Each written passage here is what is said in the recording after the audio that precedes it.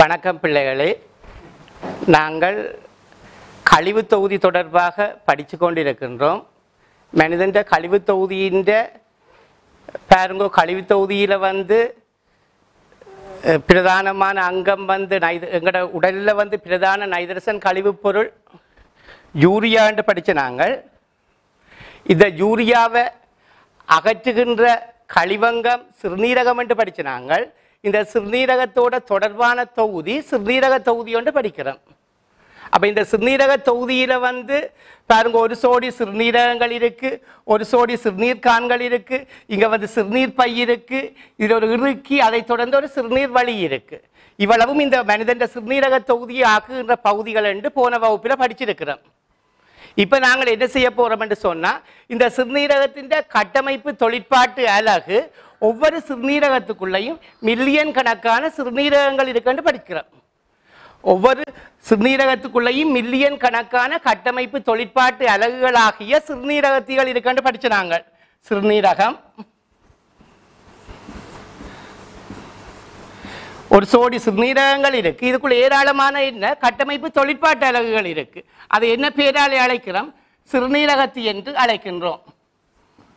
அப்ப எங்களுக்கு தெரியும், இந்த குருதியிலிருந்து சிறுநீரை வேறாக்கி கொடுக்கிறது யார்? சிறுநீரகம் என்று அவற்றை கட்டமைப்பு தொழிற்பாட்டு அலகு. இந்த தொழிற்பாட்டு அலகு தான் குருதியிலிருந்து சிறுநீரை வேறாக்குகின்றது. அப்ப நாங்கள் என்ன சிறுநீரகத்தை தொடர்பாக படிச்சாச்சு. இனி இதுல பாருங்க, இது சிறுநீரகம். ஒரு சிறுநீரகத்தை காட்டி இருக்கு, இந்த பகுதிகளும் பார்த்து நாங்கள் பாருங்க, மேல உரை இருக்கு, மேற்பட்ட பிரதேசம் இருக்கு, மைய விளைய பிரதேசம் இருக்கு, சிறுநீரக பிரமிட்டுகள் இருக்கு. இங்க சிறுநீரக இடுப்பு பிரதேசம், சிறுநீரகத்துக்கு குருதியை வழங்குகின்ற சிறுநீரக நாடி, சிறுநீரகத்திலிருந்து குருதியை எடுக்கின்ற சிறுநீரக நாளங்கள் தொடர்பாக படிச்சு நாங்கள். அடுத்தது பாருங்க, அந்த சிறுநீரகத்துக்குள்ள மில்லியன் கணக்கான சிறுநீரகத்திகள் இருக்கு மட்டும் படிச்சுட்டோம். அந்த சிறுநீரகத்தியை தான் இங்க காட்டி இருக்கு. இதுல பாருங்க, சிறுநீரகத்துக்கு குருதியை வழங்குகின்ற இந்த குருதி கலனுக்கு பேர் சிறுநீரக நாடி என்று பார்த்தோம். இதுல இருந்து அதன் தொழிற்பாட்டு அலகுக்குள்ள குருதியை கொண்டு போற இவருக்கு என்ன பேர் என்று படிச்சு நாங்கள் உட்காவு புன்னாடி என்று பார்க்கிறோம்.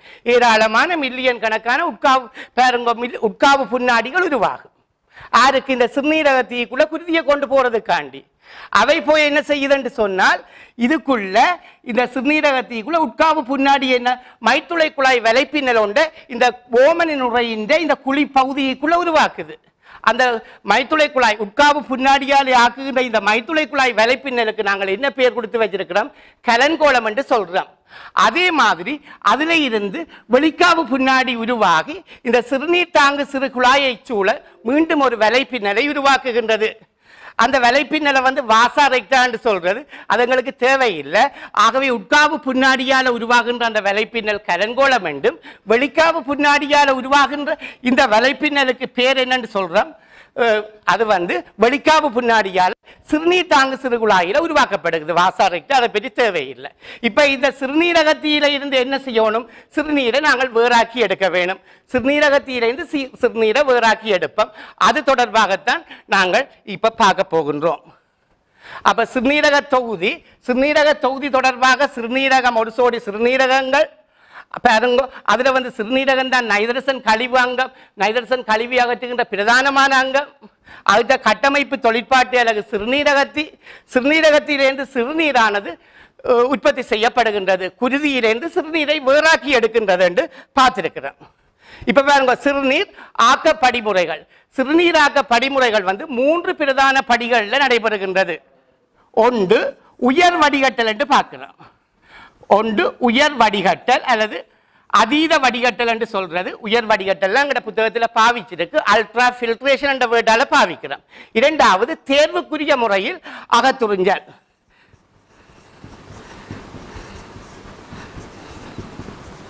தேர்வுக்குரிய முறையில் அகத்துறிஞ்சல்.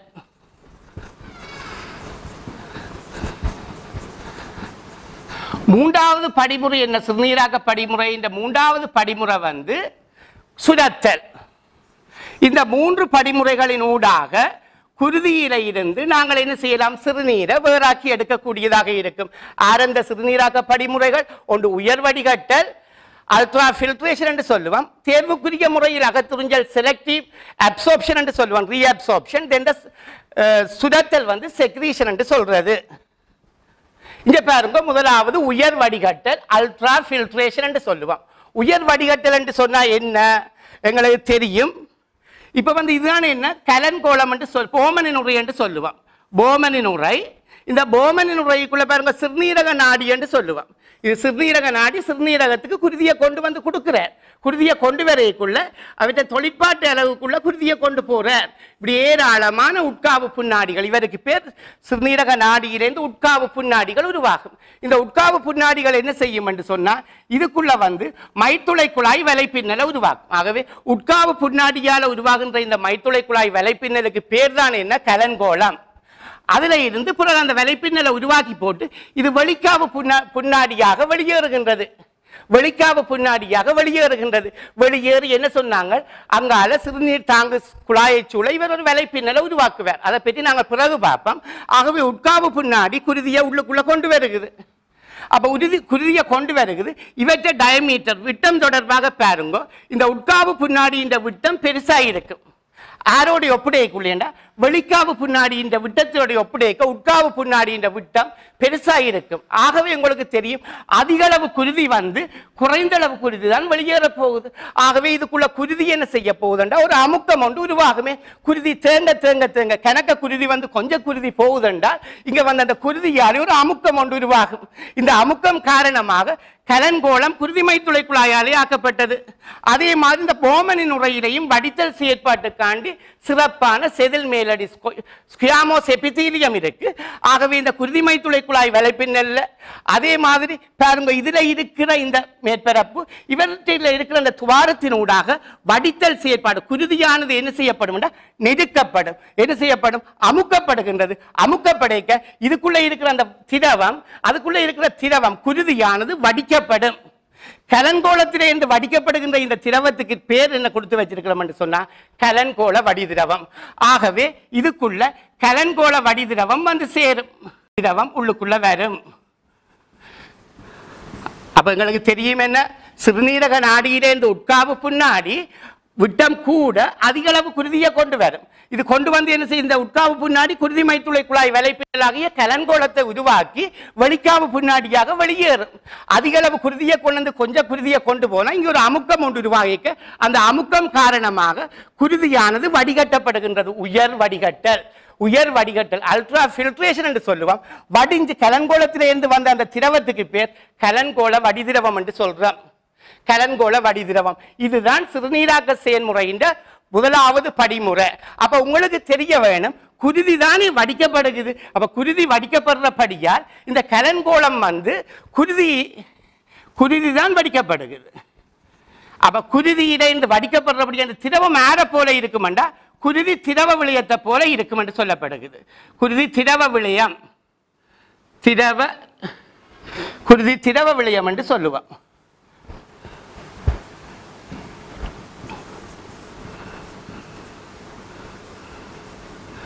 அப்ப குருதி திரவ விளையம் என்று சொன்னா என்ன, இதுல பாருங்க இதுல வந்து துவாரங்கள் இருக்கு. இதுல வந்து சின்ன சின்ன துவாரங்கள் இருக்க வேணும்.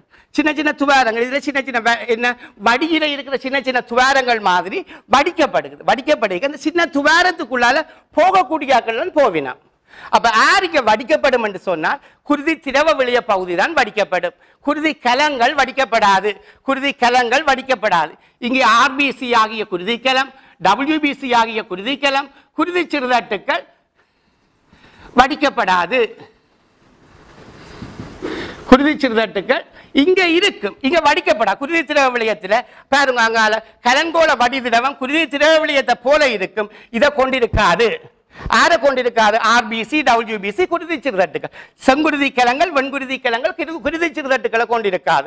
ஆகவே இங்க குருதி கலங்கள் குருதியில காணப்படும். குருதி திரவ விளையத்தில் குருதி கலங்கள் காணப்படாது. கலன்கோள வடிதிரவம் குருதி திரவ விளையத்தை போல இருக்கும். ஆகவே குருதி கலங்களை கொண்டிருக்காது. இதே மாதிரி குருதி புரதங்களும் இருக்காது. இதே மாதிரி யார் இருக்காது? குருதி புரதங்கள் இருக்காது. யார் அந்த குருதி புரதங்கள்? குருதியில இருக்கிற புரதங்கள் அல்புமின், குளோபியூலின், ஃபைப்ரினோஜன் ஆகிய குருதி புரதங்களும் இருக்காது. ஆகவே இங்க குருதி கலங்கள் இருக்கும். கலன்கோள வடிதிரவத்தில் குருதி கலங்கள் இருக்காது. இங்க குருதி புரதங்கள் இருக்கும். கலன்கோள வடிதிரவத்தில் குருதி புரதங்கள் இருக்காது. பாருங்கோ குருதியிலிருந்து வடிக்கப்படுறது கலன்கோள வடிதிரவம். குருதி திரவ விளியத்தை போல இருக்கும். பருமனில பெரிய துணிக்கைகள் வடிகின்ற துவாரத்துக்கால வடிக்கப்படாது. ஆர் வடிக்கப்படாது. ஆர்பிசி, டபிள்யூபிசி குருதி சிறுதட்டுகள், கலத்தின் ஒடிவுகளாகிய குருதி சிறுதட்டுகள். அதே மாதிரி குருதி புரதங்களும் வடிக்கப்படாது. அப்ப குருதி திரவவிலியத்தை போல இருக்கும் என்றாலும் குருதி திரவவிலியத்தில் என்னத்திலிருந்து வேறுபடுகிறது என்று சொன்னா, இந்த கலங்கோள வடிதிரவத்தில் ஆர் இருக்காது, குருதி புரதங்கள் இருக்காது என்று தெரிஞ்சிருக்கணும். Albumin, globulin, fibrinogen. ஆகவே குருதி, சிறுநீரக நாடி, உட்காவு புன்னாடி, கலங்கோளம், கலங்கோள வடிதிரவம். கலங்கோள வடிதிரவத்தில் குருதி கலங்கள் வடிக்கப்படாது, குருதி திரவ விளியம் தான் வடிக்கப்படும். குருதி திரவ விளியத்திலையும் குருதி புரதங்கள் இருக்காது. பாருங்க, இங்க கலங்கோள வடிதிரவத்தில் குருதி புரதங்கள் இருக்காது. ஏன்? பருமனில பெருசண்டபடியா. ஆகவே முதலாவது செயற்பாடு உயர் வடிகட்டல் எங்க நடக்குது? இந்த பகுதியில் நடக்குது. இது போமனின் நுரையின்ற கிண்ண பகுதி. இதுல அதுக்கேற்ற மாதிரி வடிகட்டல் செயற்பாட்டுக்காண்டி ஏற்ற ஒரு என்ன செதில் மேலணி காணப்படுகின்றது, மேலணி இழையம். அடுத்தது பாருங்க, என்ன தேர்வு அகத்துறிஞ்சல். தேர்வு அகத்துறிஞ்சல் என்று சொல்லுகின்ற பொழுது எங்களுக்கு தெரிஞ்சிருக்க வேணும்,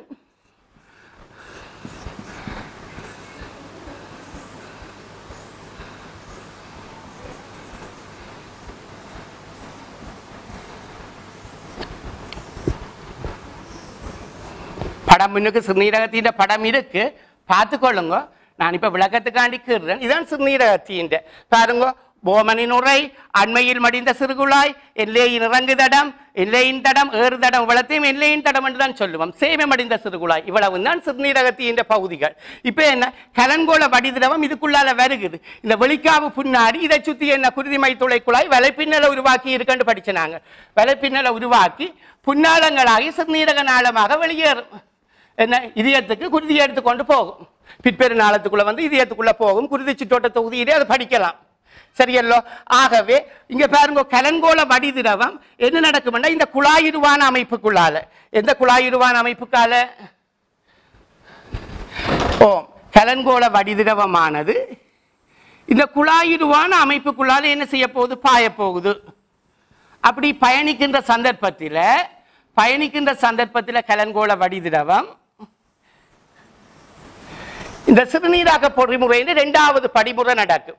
கலங்கோள வடிதிரவம் பாருங்க, அண்மை மடிந்த சிறுகுழாய், எல்லையினுடைய தடம், சேமை மடிந்த சிறுகுழாய். இப்படி போகைக்குள்ள இந்த வெளிக்காவு புன்னாடி இதை சுற்றி உருவாக்கி இருக்கின்ற சிறுநீர் தாங்கு சிறுகுழாயை சுற்றி உருவாக்கின வலைப்பின்னல். இந்த வலைப்பின்னலை சுற்றி பாருங்க, இந்த குருதிமை துளை குழாய்க்குள்ள சில பதார்த்தங்கள் வடிக்கப்பட்டதிலிருந்து தெரிவு செய்யப்பட்டு அகத்துறிஞ்சப்படும். இது ஒரு உயிர்ப்பான செயல்முறை.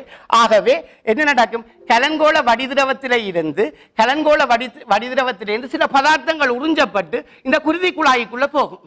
இதை சுத்தி இருக்கிற சிறுநீர் தாங்கு குழாயை சுத்தி இருக்கிற குருதி குழாய்க்குள்ள போகும். சரியல்ல? அப்ப இதுக்குள்ள பார்த்தா கலங்கோள வடிதிரவத்தில் பார்த்தா குளுக்கோஸ் முற்றாக வடிக்கப்பட்டிருக்கும். கலங்கோள வடிதிரவத்தில் குளுக்கோஸ் இருக்கு முற்றாக.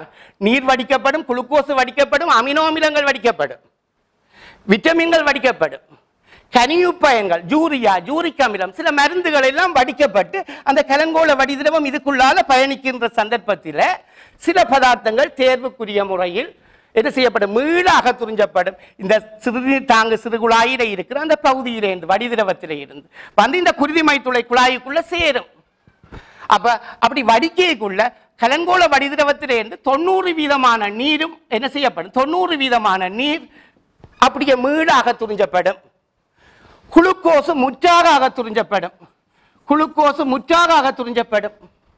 இதை விட சில பதார்த்தங்கள் தேர்வுக்குரிய முறையில் அமினோ அமிலங்கள், யூரியா, யூரிக் அமிலம்,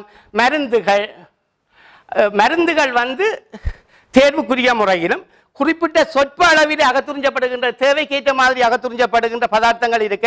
அமினோ அமிலம் என்று சொல்லுவோம், கனியுப்பயன்கள் என்று சொல்லுவோம், யூரியா என்று சொல்லுவோம், யூரிக் அமிலம் என்று சொல்லுவோம். இப்படியான அயன்கள் எல்லாம் என்ன, அதுவும் அகத்துறிஞ்சப்பட்டு தேர்வுக்குரிய முறையில் அகத்துறிஞ்சப்படும். இதே மாதிரி எங்களுக்கு தெரியும், மருந்துகளும் அகத்துறிஞ்சப்பட்டு இந்த குழாயில இருந்து எங்க வரப்போகுதுண்டா, குருதிமை துளை குழாய்க்குள்ள எங்க புன்னாளத்துக்குள்ள சிறுநீரக நாளத்துக்குள்ள வரும். அப்ப தேர்வுக்குரிய முறை அகத்துறிஞ்சல்லாம் இரண்டாவது ஸ்டெப். முதலாவது உயர் வடிகட்டல், இரண்டாவது தேர்வு அகத்துறிஞ்சல். தேர்வுக்குரிய அகத்துறிஞ்சல் நடந்துட்டுது. சரியில்லை? இது சிறுநீரக நாடி தானே. சிறுநீரக நாடி யாரை கொண்டு வரும்? குருதியை கொண்டு வரும். குருதியை கொண்டு வந்து என்ன கட்டமைப்பு தொழிற்பாட்டு அழகுக்கு குருதியை வழங்குது. உட்காவு புண்ணாடியாக உட்காவு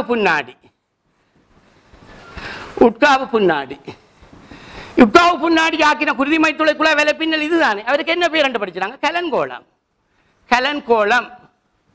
இந்த கலன்கோளத்திலிருந்து வடிஞ்ச திரவம் இதுக்குள்ளதானே வரும். கலன்கோள வடி திரவம் யாருக்காலே ஓடுது? சிறுநீர் தாங்கு குழாய் கூடாக ஓடுது. வடிகட்டல் செயற்பாட்டுக்கு முடியும். பிறகு தேர்வுக்குரிய முறையில் அகத்துறிஞ்சப்படுகிறது. தேர்வுக்குரிய முறையில் அகத்துறிஞ்சப்படைக்குள்ள 90% நீர் கலன்கோள வடி திரவத்திலே இருந்து அகத்துறிஞ்சி இந்த குருதிமைத்துளை குழாய்க்குள்ள வரும். குளுக்கோசு முற்றாக அகத்துறிஞ்சப்படும். இதை விட மற்ற பதார்த்தங்கள் சிறிதளவில் தேவைக்கேற்ற மாதிரி தேர்வுக்குரிய முறையில் அகத்துறிஞ்சப்பட்டு குருதி குழாய்க்குள்ள வந்து இந்த புன்னாளத்துக்குள்ள வந்து சிறுநீரக நாளத்துக்குள்ள வந்து பிற்பெரு நாளத்துக்குள்ள வந்து இதயத்துக்குள்ள போகும் என்று பிறகு நீங்க குருதி சுற்றோட்ட தொகுதியில படிக்கக்கூடியதா இருக்கும். இதுதான் 2வது சிறுநீரக படிமுறை தேர்வு அகத்துறிஞ்சல். முதலாவது என்னென்று படிச்சாங்க? உயர் வடிகட்டல் அல்ட்ரா ஃபில்ட்ரேஷன். 2வது செலக்டிவ் ரீஅப்சார்ப்ஷன் என்று சொல்லுவோம் தேர்வு அகத்துறிஞ்சல். 3வது படிமுறை சிறுநீரக செயல்முறையில 3வது படிமுறை சுரத்தல் என்று சொல்றது. சுரத்தல் என்று சொன்னாலே என்ன? செக்ரீஷன் என்று சொல்லுவோம். சுரத்தல் என்றா இப்ப பாருங்க, இதுல இப்ப என்ன நடக்கும் என்று சொன்னா இந்த குருதிமைத்துளை குழாயிலிருந்து சில பதார்த்தங்கள் இதுக்குள்ள சுரந்து விடப்படும். குருதிமைத்துளை குழாயிலிருந்து சில பதார்த்தங்கள் சிறுநீர் தாங்கு சிறுகுழாயினுள் சுரந்து விடப்படும். அப்ப குருதிமைத்துளை குழாயிலிருந்து சில பதார்த்தங்கள் சுரந்து விடப்பட போகுது. எதுக்குள்ள? இந்த சிறுநீர் தாங்கு சிறுகுழாய்க்குள்ள சுரந்து விடப்படும். ஆறு அப்படியான பதார்த்தங்கள் என்று பார்த்தால், ஒன்று ஐதரசன் அயன்கள் சுரந்து விடப்படும். ஐதரசன் அயன். பொட்டாசியம் அயன்கள் சுரந்து விடப்படும். அமோனியம் அயன்கள் சுரந்து விடப்படும். சில மருந்துகள் அதே மாதிரி விட்டமின் பி இவை வந்து என்ன? குருதிமைத்துளை குழாயில இருந்து சிறுநீர் தாங்கு சிறுகுழாயினுள் சுரந்து விடப்படும். இப்படி சுரந்து விட்ட உடனே இப்ப எங்களுக்கு பார்க்கக்கூடியதா இருக்கும். இதுல பாருங்க, உயர் வடிகட்டல் கலன்கோள வடி திரவம். கலன்கோள வடி திரவம் இதுக்குள்ளால போகைக்குள்ள தேர்வுக்குரிய அகத்துறிஞ்சல் உயிர்ப்பான முறையில தேர்வுக்குரிய அகத்துறிஞ்சல் நடைபெறுகின்ற பார்க்கிறோம். அகத்துறிஞ்சப்பட்டு சிறுநீர் தாங்க சிறுகுழாயிலிருந்து அங்க குருதி குழாய்க்குள்ள வரும். பிறகு என்ன நடக்கும்? 3வது படிமுறை சுரத்தல். சுரத்தல் என்ன நடக்கும்? இப்ப வந்து குருதி குழாய்களிலிருந்து இந்த சிறுநீர் தாங்கு சிறுகுழாய்க்குள்ள குருதி குழாயிலிருந்து சிறுநீர் தாங்கு சிறுகுழாய்க்குள்ள சில பதார்த்தங்கள் சுரந்து விடப்படும். அதான் சுரத்தல் என்று சொல்றது. உயர் வடிகட்டல் தேர்வு அகத்துறிஞ்சல் சுரத்தல். இப்படியே 3 செயற்பாடு முடிஞ்ச உடனே இதுக்குள்ளால வரைக்குள்ள பாருங்க, போமனின் உரை, அண்மை மடிந்த சிறுகுழாய், எல்லையினுடைய தடம், சேமை மடிந்த சிறுகுழாய், இப்படி வரைக்குள்ள இப்ப குருதி என்னவா வந்துட்டுது? இங்க வரைக்க சிறுநீர் என்று சொல்லுவோம். இந்த சிறுநீரை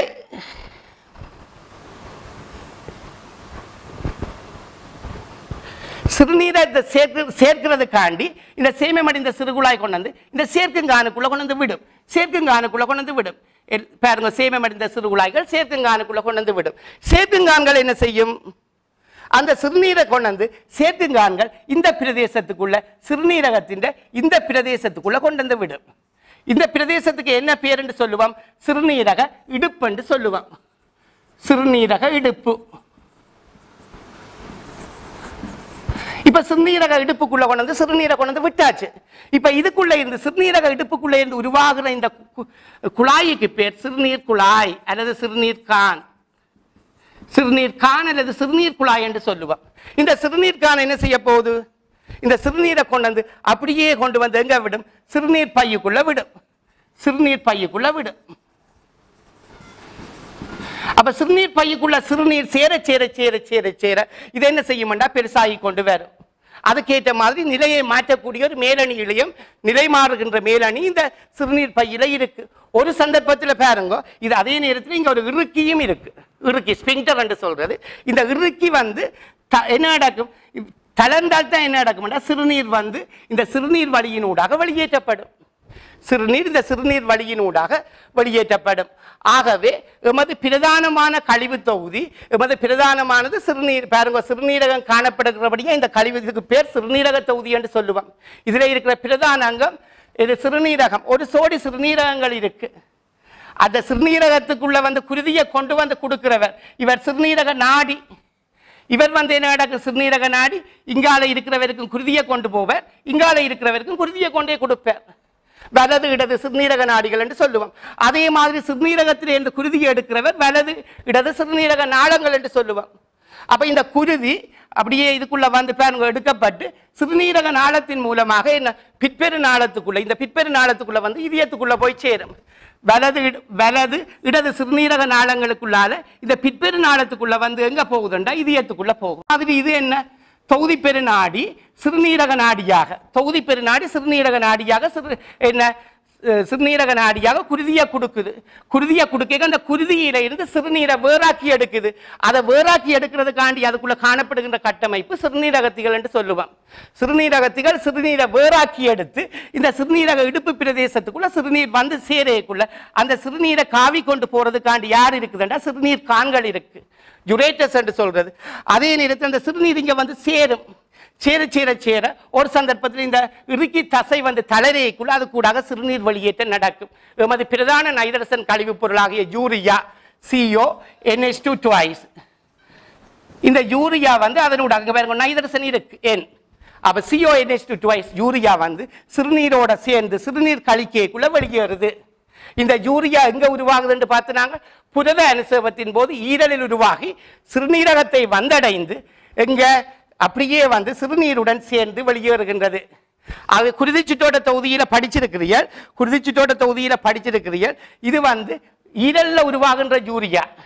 ஈரல்ல உருவாகின்ற யூரியா எப்படி சிறுநீர் வழிய வந்தடையுது இது தொடர்பான பாதை எங்களுக்கு நல்ல பரிச்சயமா எழுதக்கூடியதா இருக்க வேணும். அப்ப பாருங்க ஏற்கனவே சார் அந்த இது தொடர்பாக கதைச்சிருக்கிறார். ஈரல்ல உருவாகிற யூரியா எங்க வரணும் சிறுநீரகத்துக்கு வர வேணும். சிறுநீரகத்துக்கு வரணும் என்று சொன்னால் பாருங்க பாதையோருக்கா நான் சொல்றேன் எழுதிவிடையில் சொல்றேன். ஈரல்ல இருந்து குருதியை எடுக்கிறவர் ஈரல் நாளம். ஈரல் நாளம் குருதியை பிற்பெரு நாளத்துக்குள்ள கொண்டு விடும். பிற்பெரு நாளம் இதயத்தினுடைய வலது சோனையறைக்குள்ள குருதியை சேர்க்கும். வலது சோனையற குருதியால நிரம்பைக்குள்ள முக்கூர் வால்வுகள் திறக்கும். திறக்கைக்குள்ள அந்த குருதியானது வலது இதய அறைக்குள்ள வரும். வலது இதய அறையிலிருந்து சுவாசப்பை நாடி உருவாகுது. இந்த சுவாசப்பை நாடி குருதியை வந்து சுவாசப்பைக்குள்ள கொண்டு போகுது. அப்ப சுவாசப்பையிலிருந்து சுவாசப்பை நாளம் வந்து உருவாகி குருதியை வந்து இடது சோனை அறைக்குள்ள கொண்டு விடும். இடது சோனை அறையிலிருந்து அது குருதியால நிரம்பைக்குள்ள இருகூர் வால்வுகள் திறக்கும். இருகூர் வால்வு திறக்கைக்குள்ள இடது இதய அறைக்குள்ள அந்த குருதி வந்து சேரும். இடது இதய அறைக்குள்ள தொகுதி பெருநாடி உருவாகும். தொகுதி பெருநாடி பாருங்க இதயத்துக்கு கீழே உள்ள அங்கம்தான் சிறுநீரகம். ஆகவே தொகுதி பெருநாடி பிற்பெருநாடியாக வந்து சிறுநீரக நாடியாக சிறுநீரகத்துக்கு குருதியை கொண்டு வரும். இவர்தான் அந்த சிறுநீரக நாடி.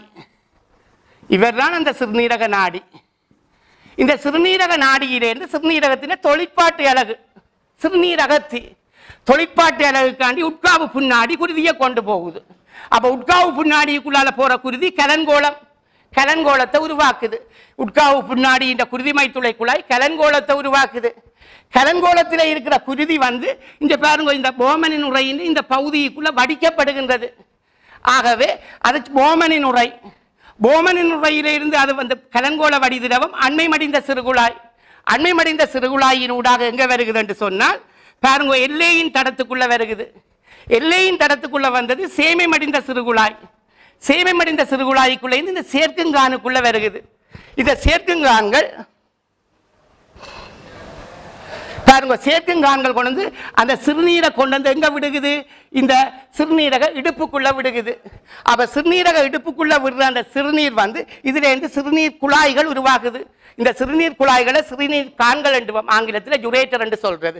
சிறுநீர் கான்கள் வந்து எங்க திறக்க போகுது பாருங்க இந்த சிறுநீர் கான்கள் சிறுநீர் பையில வந்து சிறுநீரை கொண்டு விடும். இந்த இறுக்கி இந்த இதுல இருக்கிற இறுக்கி வந்து தளரைக்குள்ள சிறுநீர் வழியினூடாக இது சிறுநீர் வழி என்று சொல்றது யுரேத்ரா சிறுநீர் வழி. இந்த சிறுநீர் வழியினூடாக சிறுநீரானது வெளியேற்றப்படுகின்றது. ஈரல்ல உருவாகின யூரியாவும் சிறுநீரோடு சேர்ந்து வெளியேற்றப்படும். ஆகவே ஈரல்ல உருவாகின யூரியா சிறுநீரகத்துக்குள்ள வந்து சிறுநீர் வழி வரை வந்து சேர வேணும். இப்பதான் வெளியேற்றம் நடக்குது. சிறுநீர் கழித்தல் யூரினேஷன் என்று சொல்லுவோம். சிறுநீர் வெளியேற்றப்படுகின்றது. ஆகவே இந்த சிறுநீராக்க படிமுறையில் ஒன்று உயர் வடிகட்டல் எங்க கலன்கோளத்தில இருந்து போமனின் உரைக்குள்ள வருகிறது. அடுத்ததை வந்து தேர்வுக்குரிய அகத்துறிஞ்சல், தேர்வுக்குரிய முறையில் அகத்துறிஞ்சல் எங்கே இருந்து சிறுநீர் தாங்கு சிறுகுழாயில இருந்து குருதிமைத்துளை குழாய்க்குள்ள வரும். சுரத்தல், சுரத்தல் எங்க குருதிமைத்துளை குழாயிலிருந்து சிறுநீர் தாங்கு சிறுகுழாய்க்குள்ள நடக்கும். இது முடிய அந்த குருதி இப்ப என்னவா மாறிடும், சிறுநீராக மாறி சேர்க்குங்கானுக்குள்ள வந்து சேர்ந்து சிறுநீரக இடுப்பை அடையும். அடைந்தால் சிறுநீர் கான்கள் சிறுநீர் பை இறுக்கி தளர சிறுநீர் வழியினூடாக வெளியேற்றப்படும். இதுதான் எங்கள சிறுநீராக்க பொறிமுறையும் சிறுநீர் வெளியேற்றவும் என்று சொல்லுவோம். அப்ப சிறுநீரில் உள்ள கூறுகள் என்ன, எங்களோட சிறுநீரில் என்ன கூறுகள் இருக்கு? 96% நீராக இருக்கு. அதே மாதிரி உப்பு 2% இருக்கு. யூரியா பிரதானமான உப்பு, அதுவும் 2%. இதை விட யூரியா, யூரிக் அமிலம், கிரியேட்டினின் இந்த ஹைட்ரஜன் கழிவுகள் என்று சொல்றோம்.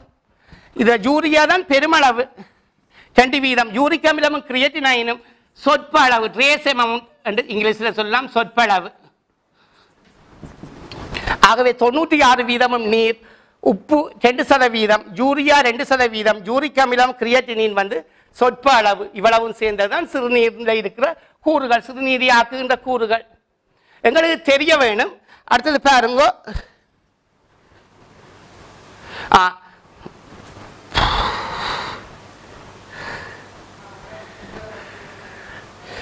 இதுல வந்து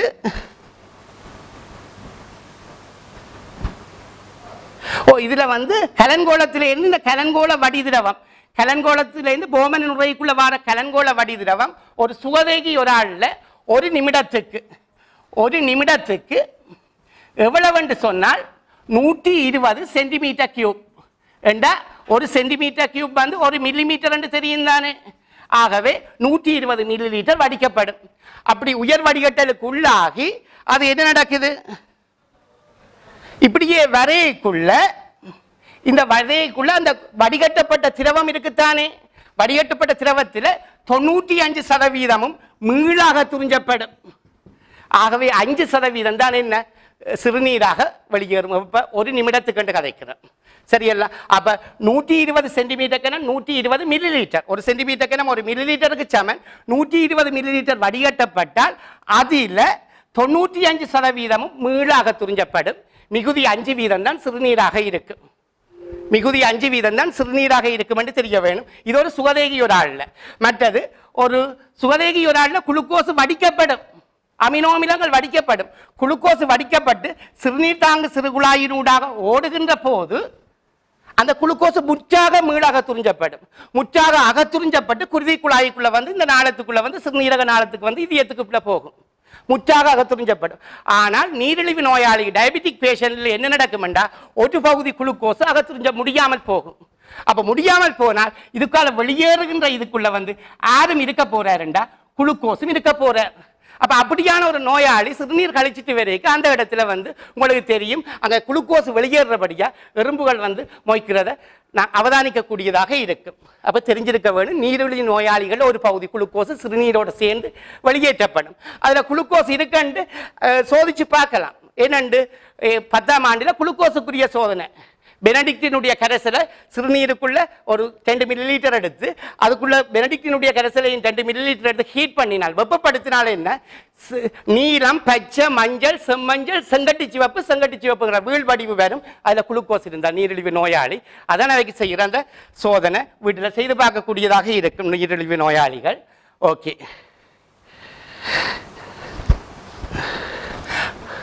அடுத்தது பாருங்க, இதுதான் எங்கட சிறுநீரகத்தில் கட்டமைப்பு தொழிற்பாட்டு அலகுன்னு பார்க்கிறோம். ஒரு சிறுநீரகத்துக்குள்ள இதுல மில்லி, இந்த ஒரு சிறுநீரகத்தில் மில்லியன் கணக்கில் அந்த கட்டமைப்பு தொழிற்பாட்டு அலகு இருக்குது. அவற்றை எண்ணிக்கை வந்து தொழிற்பாடு குறைஞ்சு கொண்டு போற சந்தர்ப்பங்கள், வயசு போக போக தொழிற்பாடு குறையும். இதை விட வேற பழக்க வழக்கங்களாலையும் என்ன நடக்கும் என்று சொன்னால், உள்ளுக்குள்ள இருக்கிற அந்த சிறுநீரகத்தின் கட்டமைப்பு தொழிற்பாட்டு அலகின்ற அளவு தொழிற்பாடு குறைஞ்சு கொண்டு போகும். ஒரு குறிப்பிட்ட பெர்சன்டேஜுக்கு மேல சிறுநீரகத்திகள் செயற்பட இல்லை என்று சொன்னால் சிறுநீரகம் செயலிழப்பு என்று சொல்லுவேன். இந்த சிறுநீரகத்தில ஒரு குறிப்பிட்ட பெர்சன்டேஜ், ஒரு சிறுநீரகத்துக்குள்ள மில்லியன் கணக்கில் இருக்கு சிறுநீரகத்திகள், நெப்ரான். இவர் தான் என்ன குருதியிலிருந்து சிறுநீரை வெளியேற்றி கழிவுகளை வேறாக்குது. இந்த சிறுநீரகத்திகள் வந்து குறிப்பிட்ட அளவு பெர்சன்டேஜுக்குரிய சிறுநீரகத்திகள் தொழிற்படை இல்லை என்று சொன்னால் மில்லியன் கணக்கில் இருக்குத்தானே. அப்போ குறிப்பிட்ட பெர்சன்டேஜில் இருக்கிற சிறுநீரகத்திகள் தொழிற்படை இல்லை என்று சொன்னால் என்ன நடக்காது, குருதியிலிருந்து சிறுநீரை ஆக்கி எடுக்க இயலாது. ஆகவே ஒரு குறிப்பிட்ட பெர்சன்டேஜ் அந்த பெர்சன்டேஜ் பார்த்து கொள்ளலாம். அது வந்து இந்த நிலையை சொல்றது சிறுநீரகம் செயலிழப்பு என்று சொல்றது, கிட்னி ஃபெயிலியர் என்று சொல்றது. ஆகவே இந்த சந்தர்ப்பத்தில் அந்த நோயாளிகளுக்கு என்ன செய்யறாங்கன்னா இந்த சிறுநீரகத்தை செய்கிற வேலையை வெளியில வச்சு ஒரு மிஷினை வச்சுக்கொண்டு இந்த குழாயை கொண்டு போய் அந்த மிஷினுக்குள்ள செலுத்துறது. இங்க பாருங்க, குருதியை கொண்டு போய் இந்த மிஷினுக்குள்ள செலுத்துறது டயலைசிஸ் மிஷின் என்று சொல்றது, நுகைப்பு இயந்திரம். நுகைப்பு முறையில குருதியில இருந்து இவர் செய்கிற வேலை சிறுநீரை எடுத்து கொடுக்கிற மாதிரி அந்த நுகைப்பு இயந்திரம் செய்து சிறுநீரை எடுத்து கழிவுகளை நைட்ரசன் கழிவுகளை அகற்றி கொண்டு இருக்கும். அது ஒரு குறிப்பிட்ட காலத்துக்குள்ளான் செய்யலாம், செலவு கூடின ஒரு வேலை. அதுக்கிடையில் என்ன செய்யணும், ஒரு டொனர் ஒரு ஆள், ஒரு சிறுநீரகத்தை வழங்கக்கூடிய ஒரு ஆள் இருக்கு பேரா இருந்து அவர்கிட்ட இருந்து சிறுநீரத்தை வாங்கி பொருந்தக்கூடியது என்று சொல்ல என்ன செய்யலாம்னா கிட்னி டிரான்ஸ்பிளான்டேஷன் செய்யக்கூடியதாக இருக்கும். கிட்னியை என்ன மாற்றி ஒரு ஆளுடைய கிட்னியை இன்னொரு ஆளுக்கு என்ன செய்ய போறோம்னா பொருத்தி என்ன செய்யக்கூடியதாக இருக்கும், வாழக்கூடியதாக இருக்கும். அடுத்தது இந்த சிறுநீரக தொகுதியோட தொடர்பான நோய்கள் இருக்கு. ஒரு சிறுநீரகம் செயலிழப்பு சொல்லி இருக்கிறேன். ஓகே, சிறுநீரகத்தின் தொழிற்பாட்டு அலகின்ற தொழிற்பாடு குறைஞ்சு கொண்டு போகிறது, சிறுநீரகத்தின் தொழிற்பாடு குறைஞ்சு கொண்டு போகிறது சிறுநீரகம் செயலிழப்பு, ரீனல் ஃபெயிலியர் அல்ல கிட்னி ஃபெயிலியர் என்று சொல்லலாம். ரெண்டாவது நெப்ரைட்டிஸ் என்று சொல்றது. நெப்ரைட்டிஸ் வந்து பாக்டீரியா தொற்றுக்களால் கலன்கோளங்கள் சேதமடைகிறதால வரலாம். இந்த நெப்ரைட்டிஸ் சிறுநீரக அழற்சி என்று சொல்லுவோம். அடுத்தது சிறுநீரகம் அல்லது சிறுநீர் பையில சிறுநீரகம் அல்லது சிறுநீர் பையில பிளாடர் அல்லது கிட்னி அல்லது பிளாடர்ல என்ன நடக்குன்னா கற்கள் உருவாகலாம். என்ன கால்சியம் ஆக்சலேட்டு. ஆக்சலேட்டுக்குரிய சூத்திரம் C2O4 2- தான் ஆக்சலேட்டு. இது கால்சியம் அயனோட சேர்ந்து கால்சியம் ஆக்சலேட்டாக எங்க படியும் என்று சொன்னால் சிறுநீரகத்துக்குள்ளேயும் சிறுநீர் பையுக்குள்ளேயும் படிஞ்சு சிறுநீரக கற்கள் ஃபார்ம் பண்ணும். ஆகவே இந்த 3 நோய்களும் இதெல்லாம் எங்களோட நடவடிக்கையாலும் வார உணவு பழக்க வழக்கங்கள் அப்படியான இதுகளால் தான் வாரது. ஆகவே போதுமான அளவுக்கு என்ன செய்யணும்னா நாங்கள் தேவையான நீரை குடிக்க வேணும், சிறுநீர் கழிக்கிறத தாமதப்படுத்தக்கூடாது. அப்போ ஹெல்த்தியான லைஃப்பை மெயின்டைன் பண்ணி நாங்கள் சிறுநீரக தொகுதி தொடர்பான நோய்களை சிறுநீரக செயலிழப்பு, கிட்னி ஃபெயிலியர் அல்ல ரீனல் ஃபெயிலியர், நெப்ரைட்டிஸ், சிறுநீர் பையில் உருவாகிற ஸ்டோன் ஃபார்மேஷன் கற்கள் உருவாகிற இதுகளை நாங்கள் தவிர்த்து கொண்டு ஆரோக்கியமான சிறுநீரக தொகுதி எங்கள் சிறந்த சுகாதார பழக்கம் எங்களுக்கு தேவை. நோயின்றி ஆரோக்கியமாக வாழக்கூடியதாக இருக்கும். சிறுநீரக தொகுதி தொடர்பாக கழிவகற்றும் தொகுதி, பிரதான நைட்ரசன் கழிவு, யூரியா, சிறுநீரக தொகுதி தொடர்பாக பெரும்பாலான விடயங்களை கவனிச்சிருக்கிறோம். இப்போ நீங்கள் உங்களோட புத்தகத்தை வந்து திரும்ப ஒருக்கா வாசித்து என்னென்ன விடயங்களை உள்வாங்கணுமென்று எல்லாம் சொல்லி இருக்கிறேன், படிக்கக்கூடியதாக இருக்கும். மீண்டும் இன்னொரு சந்தர்ப்பத்தில் சந்திப்போம். நன்றி. ஓகே.